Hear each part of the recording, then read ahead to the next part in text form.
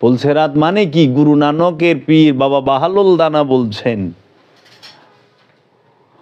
এবং অলি আল্লাহরা বাবা শাহ সুফি সদরুদ্দিন আহমদ চিশতি বলছেন, আমার দয়াল মুর্শিদ কেবলায় আলম বলছেন যে বাবা পুলসেরাত হচ্ছে তোমার অন্তরের মধ্যে সূক্ষ্মেরও সূক্ষ্ম যে কামনাটা, সেইটাই।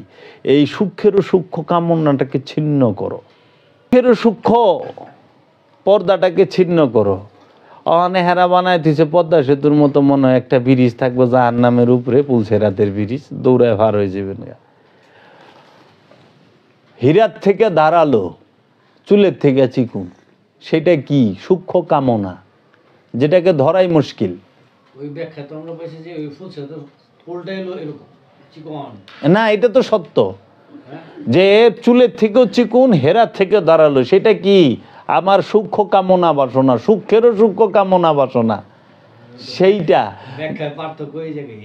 যার ধারে শত শত মানুষ, শত শত জীব মরতে পারে, এত ধারালো। দেখেন না শক্তির পূজা যারা করে, ক্ষমতার জন্য তারা কি না করে, একটা দেশ ধ্বংস করে দিল। সম্পদের পূজা যারা করে, সম্পদ লুইটানো হলে মানবাধিকার প্রতিষ্ঠার লেগে কামানলে এখন লাগে। মানবাধিকার প্রতিষ্ঠার লেগে তুই ঈসা পাঠাইবেন, মুসা পাঠাইবেন, তাই না? মাওলা আলীরে পাঠাবেন, মাওলা হাসান হুসাইন রে পাঠাইবেন, খাজা গরিবে নওয়াজ রে পাঠাবেন, বড় পীরে পাঠাইবেন, তাই না? আর আপনারা মানবাধিকার প্রতিষ্ঠার লেগে দিয়ে মিজাইল পাঠান, এটার থেকে হাজার গুণ স্বাদ।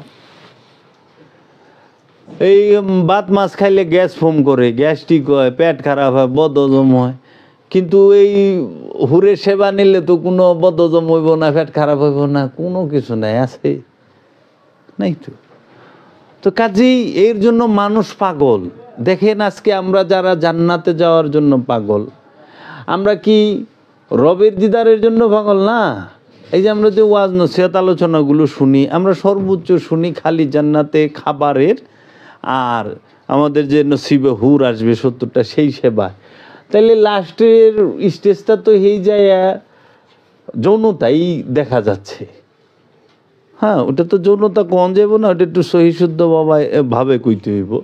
ওটা যৌনতা মিলন, মহামিলন, সঙ্গম, কিংবা আরও শুদ্ধভাবে আমার জানা নাই কেমনে কয়।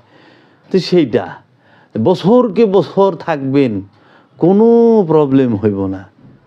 তো এটা তো একটা অত্যাচারের মতো আমার কাছে লাগে, যে একটা কর্ম সারাদিন ভরা যদি করে, সারাদিন যদি আপনার কেউ খাইবার দেয়, এটা খাওয়ানো হইব না, আপনার লাজাব হইব।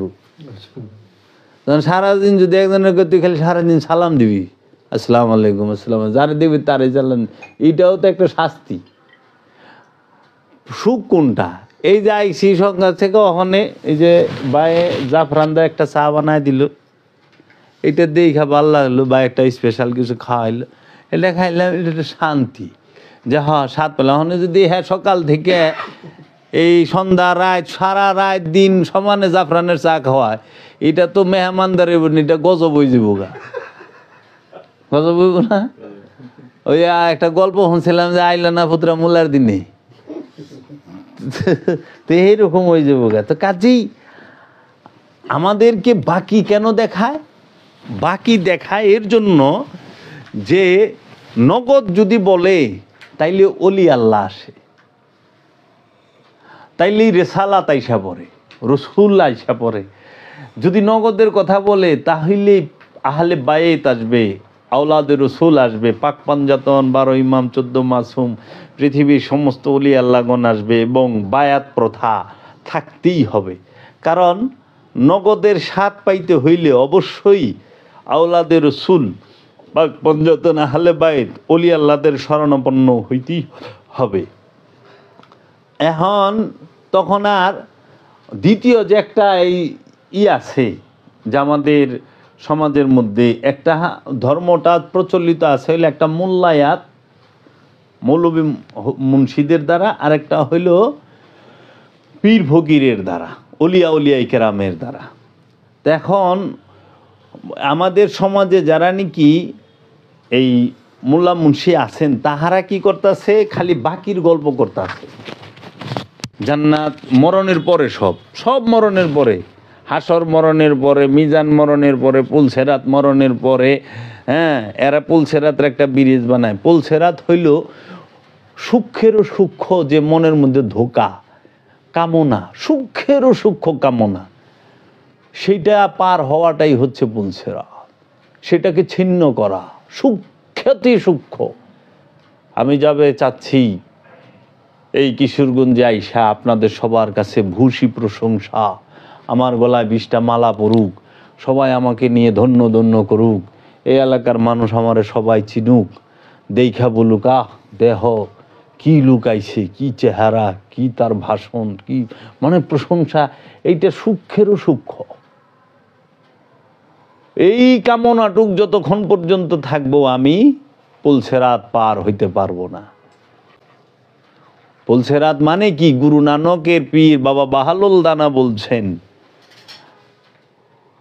এবং অলি আল্লাহরা বাবা শাহ সুফি সদরুদ্দিন আহমদ চিশতি বলছেন, আমার দয়াল মুর্শিদ কেবলায় আলম বলছেন যে বাবা পুলসেরাত হচ্ছে তোমার অন্তরের মধ্যে সূক্ষ্মেরও সূক্ষ্ম যে কামনাটা, সেইটাই। এই সূক্ষ্মেরও সূক্ষ্ম কামনাটাকে ছিন্ন করো। এই সূক্ষ্মেরও সূক্ষ্ম কামনাটাকে ছিন্ন করো। আপনারা খান, আমি একটু ঠান্ডা হইলে খান। সূক্ষ্মেরও সূক্ষ্ম পর্দাটাকে ছিন্ন করো। অনেহারা বানায় দিছে পদ্মা সেতুর মতো, মনে হয় একটা ব্রিজ থাকবে জাহান্নামের উপরে, পুলসেরাতের ব্রিজ, দৌড়ায় ভার হয়ে যাবেন। হীরার থেকে ধারালো, চুলের থেকে চিকুন, সেটা কি? সূক্ষ্ম কামনা, যেটাকে ধরাই মুশকিল। ওই ব্যাখ্যা তো আমরা পাইছি যে ওই ফুলসেরাতের ফুলটা এলো এরকম চিকন। না, এটা তো সত্য হ্যাঁ, যে চুলের থেকেও চিকুন, হেরার থেকে দাঁড়ালো। সেটা কি? আমার সূক্ষ্ম কামনা বাসনা, সূক্ষ্মেরও সূক্ষ্ম কামনা বাসনা। সেইটা ব্যাখ্যায় পার্থক্য এই জায়গায়। যার ধারে শত শত মানুষ, শত শত জীব মরতে পারে, এত ধারালো। দেখেন না শক্তির পূজা যারা করে, ক্ষমতার জন্য তারা কি না করে, একটা দেশ ধ্বংস করে দিল। সম্পদের পূজা যারা করে, সম্পদ লুইটা মানবাধিকার প্রতিষ্ঠার লেগে কামানলে এখন লাগে। মানবাধিকার প্রতিষ্ঠার লেগে তুই ঈসা পাঠাইবেন, মুসা পাঠাইবেন, তাই না? মাওলা আলীরে পাঠাবেন, মাওলা হাসান হুসাইন রে পাঠাইবেন, খাজা গরিবে নওয়াজ রে পাঠাবেন, বড় পীরে পাঠাইবেন, তাই না? আর আপনারা মানবাধিকার প্রতিষ্ঠার লেগে দিয়ে মিজাইল পাঠান। মিজাইল তো মানবাধিকার প্রতিষ্ঠা হয়, কারণ মিজাইল নিজেও তো জানে না হ্যাঁ ফাটলে কতটি মরবো। ভালোও তো মরতে পারে, মরে না ভালো। এক খারাপ মারবার গেছেন, বোম মারছেন, 20টা ভালো মরে গেছে, খারাপটা মরেই নেই। শিশু বিদ্যুৎ তো মরলো বেশি। সমস্যা হচ্ছে যে আমরা এই যে আগের কোরআনের তো মানে বঙ্গ অনুবাদ যেগুলো পাইছি, জি এইগুলো শুনে একটু সঠিক অর্থ পাইনি। জি। এই আপনি কতক্ষণ আগে একটু কথা বললেন যে বান্দা হতে পারে, এই বান্দা অর্থটা আমার মনে হয় যে আমাদের 99% জানে না বান্দা কিভাবে হইতে হয়। জি, এই ধরনের সমস্যা কিন্তু প্রত্যেকটা কথা, আপনি অনেকগুলো কথা বলছেন যেগুলো প্রত্যেকটার মধ্যেই প্রশ্ন করার মতো, মানে এগুলো আমাদের প্রশ্ন আসে। জি, হ্যাঁ, কিন্তু দেখা গেছে যে এটার জন্য আমাদের চিন্তাটাও জায়গা ওইমুখী। এখন বান্দার কথা যদি আপনি বলি, এই যে খুব সুন্দর একটা করছে যে বান্দা, বান্দা মানে কি?